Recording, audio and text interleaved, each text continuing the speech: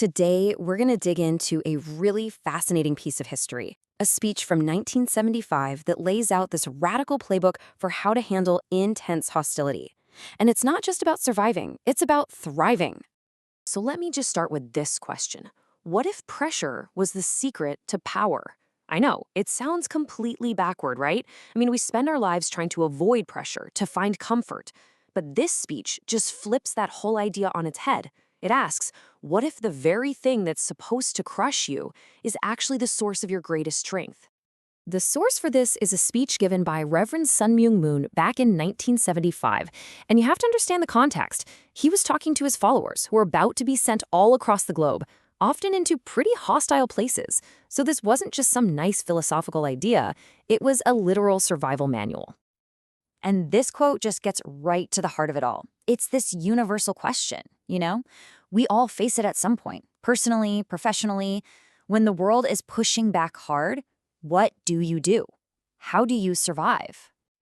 So the first big concept in the speech is this idea of a paradox. The paradox of pressure. It's the notion that the exact same force can have completely opposite effects on different people. And this chart here lays it out perfectly. You've got two paths. Under pressure, some people just dwindle. They fall into despair, they fade away. But others, they rise again. They get harder, stronger. And in the end, they prevail. The whole point of this speech is that this difference isn't about luck. It's about having a specific mindset and using the right tactics.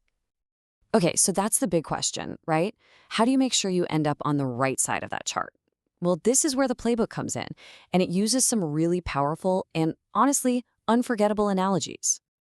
When you're facing a force that you just can't beat head-on, the advice is simple. Stop trying to grow up. Instead, you grow sideways, building a wider, stronger base. Or you dig down, setting your roots deep, getting ready for when the pressure is gone. Now, the crucial thing here is that you're not giving up the fight. Not at all. You're just changing your strategy. So the first analogy is the transplanted tree. Picture this. You're ripped out of the ground and planted in some totally foreign, hostile soil.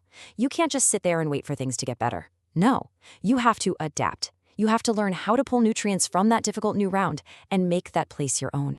All right, the next analogy is all about resilience. The idea is to become like a rubber ball. The harder you're thrown against the ground, the higher you bounce back. An attack isn't just something you endure. It's energy you can use to propel yourself even higher. The force of the blow literally becomes the source of your rebound. And this last one, it might be the most powerful. Fertilizer. I mean, think about it. All the bad stuff, the hardships, all the, filth that gets thrown at you, it can all be used as fertilizer. It's about taking the absolute worst experiences and transforming them into nourishment for your own growth. Now, these are some powerful ideas. A tree, a ball, fertilizer. But does this stuff actually work in the real world when things get truly terrible?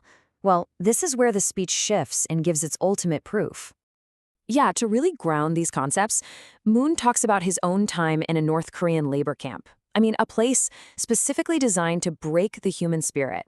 He basically presents this experience as the ultimate laboratory for his philosophy of survival. And this quote is everything. It shows that the real battle was happening on the inside. While his body was being physically attacked, his mind was on a spiritual counteroffensive. He absolutely refused to be a passive victim, even when he was physically helpless.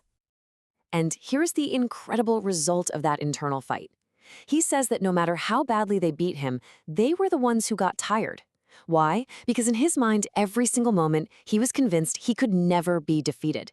His unbreakable will literally became a weapon that wore his oppressors down. So the story ends with this wild twist. You'd think that kind of defiance would just lead to more punishment, right? But it didn't. It led to respect from everyone, the prisoners, the guards, even the warden. He showed a kind of power that just transcended the physical hierarchy of the prison, proving that true strength really does come from within. So, after establishing the philosophy and proving it worked through his own experience, the speech pivots. It's time to turn these survival lessons into a concrete set of instructions for his followers. Remember, this wasn't just a history lesson. This was a pre-mission briefing. His people were being sent out into these unknown, often dangerous situations in 130 different nations. This was their guide for how to not only survive, but actually succeed. And just look at this list. It's a masterclass in soft power. Don't go in and dominate, become a servant to the people. Don't impose your own leadership, raise up local leaders. And the most radical one of all, love your enemies. The whole strategy is about disarming hostility with humility and service, adapting to any situation just like that transplanted tree. And this is really the ultimate tactic presented in the speech. It's a total game changer. When you're outnumbered and outgunned, fighting physically is a losing game. So this playbook proposes a completely different battlefield, one where love and service become your most effective weapons. So after all of that, the analogies, the prison story, the instructions, what's the one big thing we're supposed to take away from this whole framework? Well, it all comes down to one crucial point. Ultimately, the argument is that prevailing isn't really about your actions, it's about your mindset. All those tactics, growing sideways, bouncing back, using negativity as fertilizer, they all come from one place. They're the result of how you choose to see the world.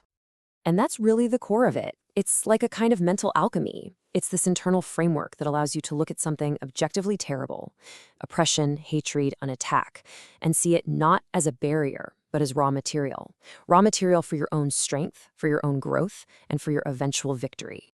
And so this all leaves us with one final question to think about. Is resilience just a reaction to hardship, something we learn how to do only after things go wrong? Or is it a fundamental perspective, a lens through which we see the world that prepares us long before the hardship ever even arrives? It's a pretty powerful idea to chew on.